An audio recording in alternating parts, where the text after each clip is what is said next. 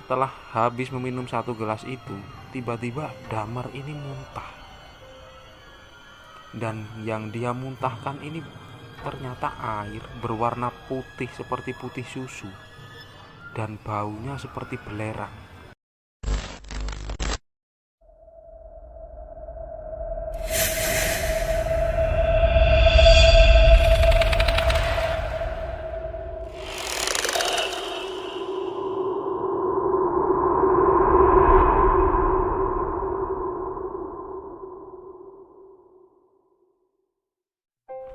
Assalamualaikum warahmatullahi wabarakatuh. Kali ini aku mau menceritakan sebuah kisah tentang santet.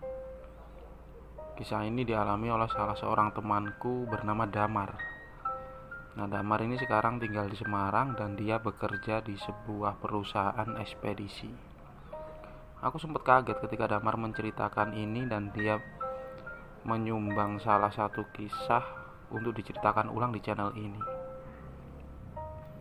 Pada tahun 2019, ketika Damar masih hidup di kampung, dia hidup bersama bapak dan adik perempuannya karena waktu itu ibunya sudah lama meninggal. Nah, cerita ini sebenarnya mungkin akan bisa diambil hikmah dan pelajarannya, karena ketika kita melakukan kesalahan yang secara disengaja menyakiti orang lain, kita tidak akan pernah tahu balasan itu datang dari orang yang kita sakiti atau nanti di masa yang akan datang berupa karma. Kala itu Damar mengalami sebuah sakit yang cukup misterius. Jadi dia ini sakit di perut bagian bawahnya, tepat di bawah pusar, berupa seperti benjolan sebesar ibu jari tangan. Nah, sakit itu kambuh hanya di malam hari.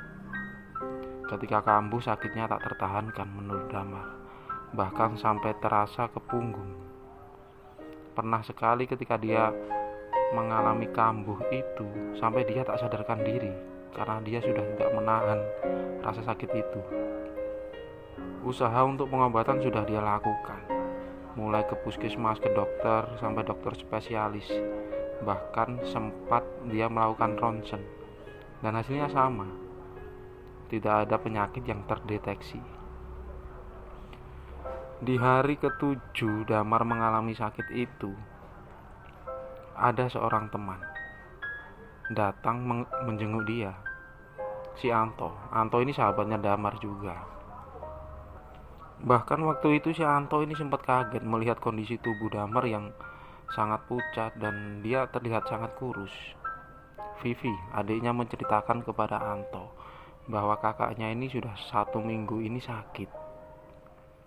Sempat curhat karena sudah mencari berbagai macam pengobatan medis, tapi tak ada hasil. Akhirnya si Anto berinisiatif untuk mengajak si Damar ini berobat ke salah seorang temannya si Anto. Cenderung kekenalan waktu itu. Akhirnya sedikit dipaksa, Damar dibonceng si Anto.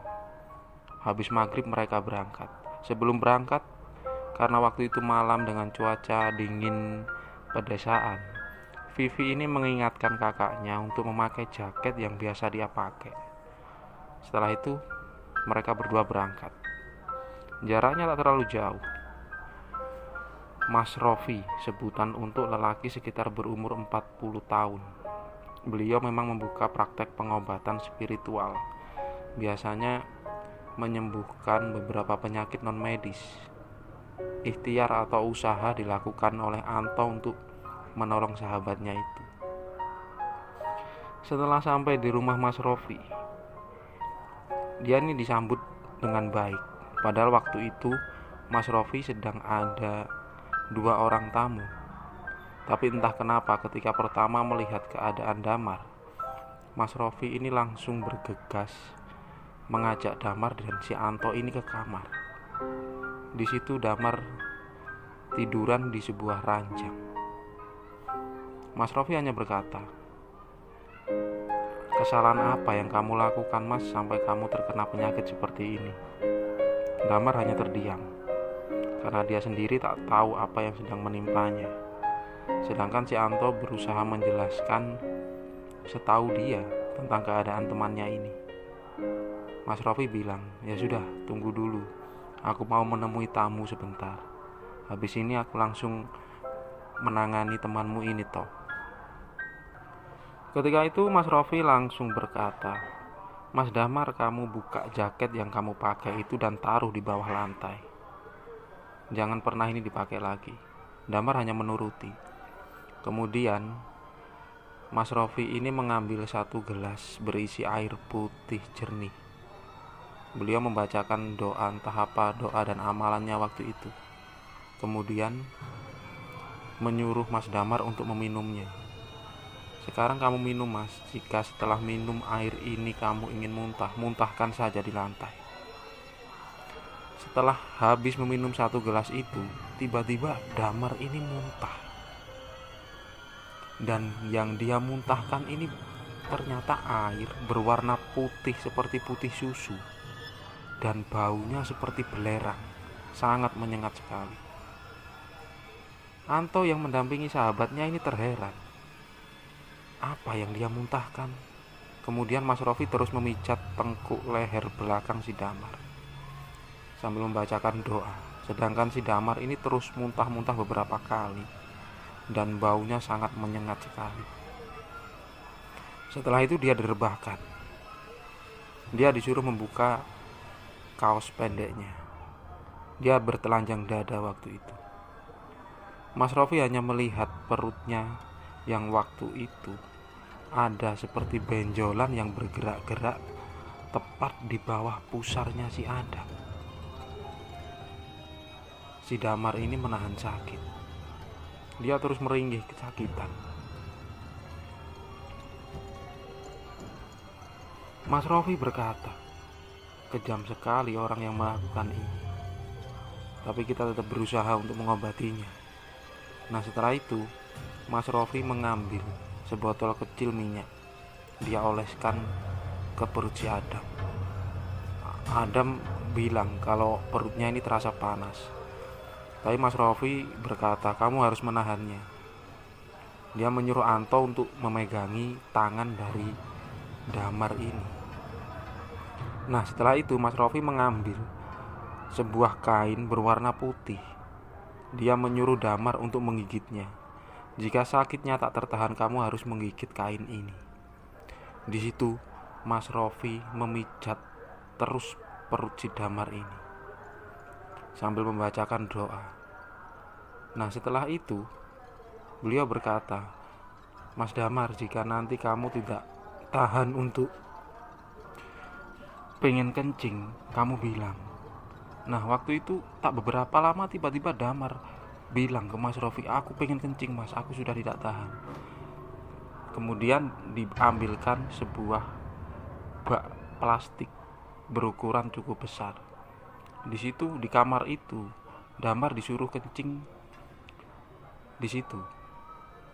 Dan yang keluar waktu itu adalah air berwarna merah seperti darah. Tapi lama-lama air itu berwarna hitam. Nah, ketika waktu itu tiba-tiba si Damar ini merasa kesakitan di bagian perutnya. Setelah selesai kencing, dia kembali lagi disuruh duduk di atas tempat tidur itu. Mas Rofi dengan sabar terus memijat si Damar ini. Tak lama kemudian Damar merasa badannya sudah enak. Akhirnya dia disuruh berebah di kamar tidur itu.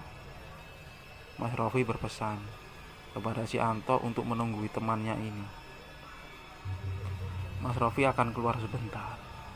Dia akan melakukan sesuatu untuk mengetahui apa penyakit dan dari mana sumbernya ini. Mereka disuruh menunggu. Sekitar setengah jam, Mas Rofi ini kembali lagi ke kamar. Melihat keadaan si Damar sudah membaik, bahkan dia bisa diajak ngomong dengan lancar. Waktu itu Mas Rofi bertanya kepada si Damar, Mas Damar, ceritakan, apa kamu punya masalah atau beberapa waktu terakhir ini kamu memiliki musuh? Nah, di situ Damar berpikir keras karena dia merasa dia ini tak punya masalah atau musuh sama sekali. Tapi setelah itu Damar mulai mengingat sesuatu.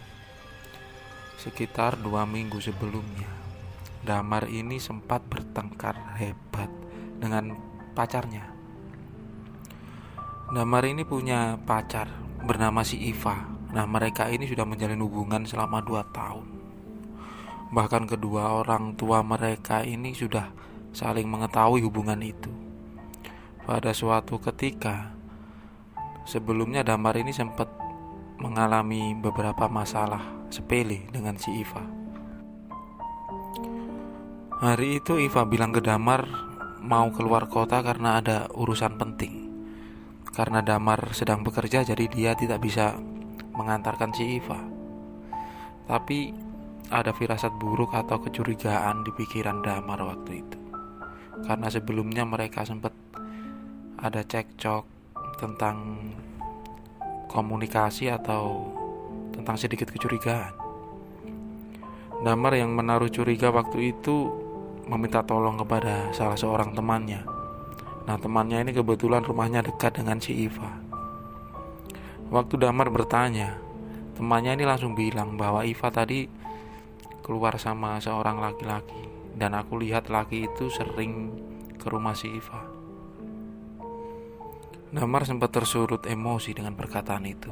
Sore hari itu, dia dengan sengaja menunggu kepulangan si Iva, tepat di pos sebelum masuk gang ke rumahnya Iva. Sampai akhirnya jam 8:30 malam, Iva lewat dengan dibonceng oleh seorang laki-laki. Damar mengikuti mereka dan sampailah di depan rumahnya si Iva. Di situ Damar menemui mereka. Iva yang seperti terpergok. Dia kelihatan gugup. Damar yang masih terus menahan emosinya bermaksud untuk menjelaskan. Dengan santai dia bertanya kepada lelaki itu, "Kamu siapanya Iva, Mas?" Dan laki-laki itu dengan santai menjawab, "Loh, aku pacarnya Iva. Terus kamu siapanya?" Damar pun menjawab, "Oh, aku temannya. Tadi aku nungguin Iva karena ada beberapa urusan penting." Nah, setelah itu laki-laki itu berpamit untuk pulang. Di teras rumah tinggal ada Iva dan si Damar. Damar yang masih emosi meminta penjelasan dari Iva, tapi Iva terus mengelak. Dia membela diri, padahal waktu itu dia jelas-jelas melakukan sebuah kesalahan, pengkhianatan dalam hubungan. Tapi dia terus menyalahkan si Damar dengan kurangnya perhatian, kurangnya waktu, dan segala macam alasannya. Sontak Damar yang merasa dikhianati dan pengorbanannya selama ini sia-sia. Padahal ada rencana untuk 1 tahun ke depan mereka akan melangsungkan pernikahan. Semua itu terkendala karena Damar sedang mengumpulkan biaya, dan semuanya itu ditujukan untuk Iva. Tapi Iva tak mengerti itu. Dia terus menyalahkan Damar. Emosi. Akhirnya Damar melontarkan kata-kata yang tidak pantas kepada si Iva. "Apa bedanya kamu dengan wanita nakal? Kalau kamu mengkhianati sebuah hubungan dan kamu bergonta-ganti pasangan seperti ini." Damar mengambil helmnya si Iva. Karena helm itu merasa yang membelikan Damar, jadi Damar waktu itu melempar helm itu ke lantai, pecah. Iva tak menangis. Dia memandangi Damar dengan penuh emosi. Kebetulan waktu itu tidak ada siapapun di rumahnya. Hubungan mereka usai waktu itu dengan sebuah pertengkaran. Damar langsung menuju pulang. Nah, beberapa hari kemudian tak ada komunikasi. Tiba-tiba Iva datang ke rumah si Damar seperti biasanya, dengan raut wajah yang datar. Damar sempat kaget dengan keberanian Iva. Di situ mereka ngobrol biasa tanpa membahas yang telah terjadi beberapa hari yang lalu. Kemudian si Iva memberikan jaket milik Damar yang memang sudah lama tertinggal di rumah si Iva.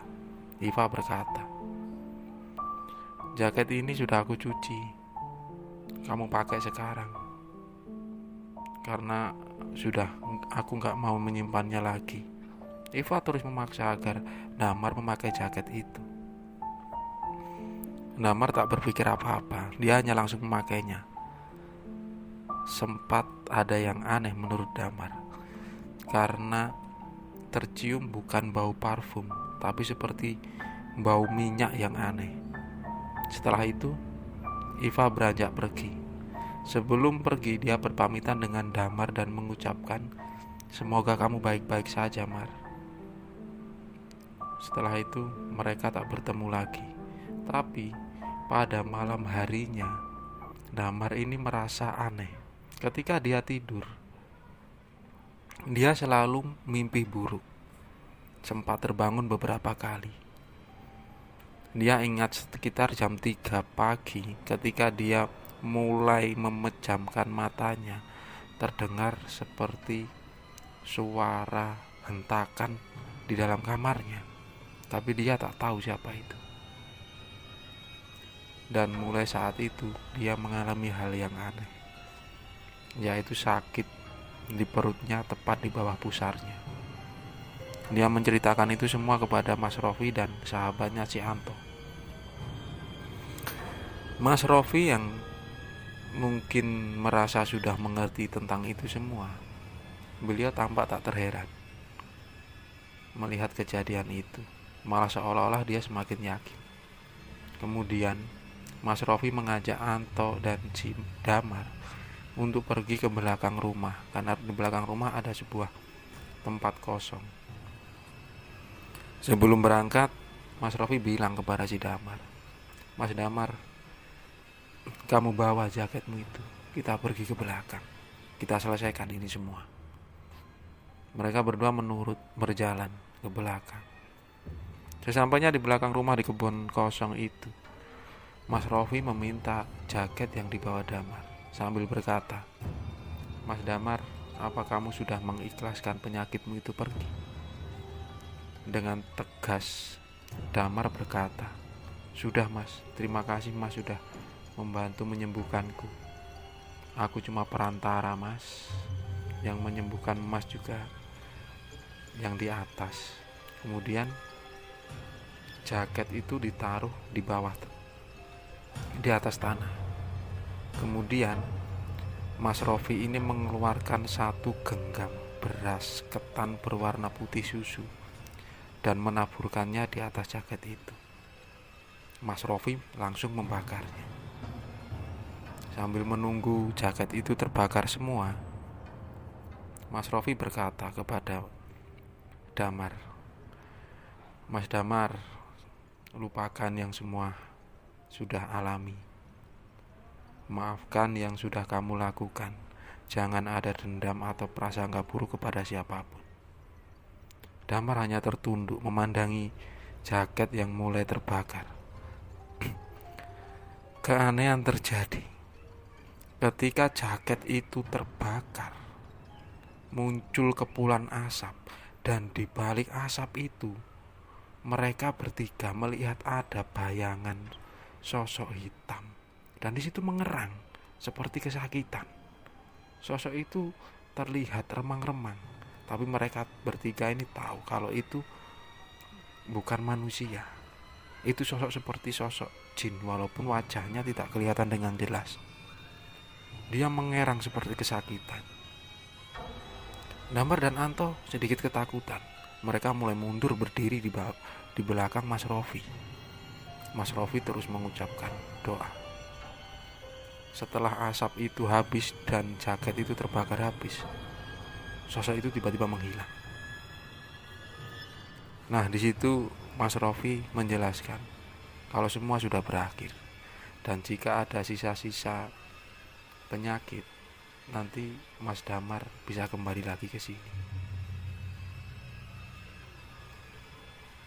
Mereka berdua kemudian beranjak pulang, masih ditemani si Anto, karena Damar meminta Anto untuk menginap di rumahnya malam itu. Mereka menjelaskan kepada si Vivi dan bapaknya si Damar. Di situ bapaknya Damar menasehati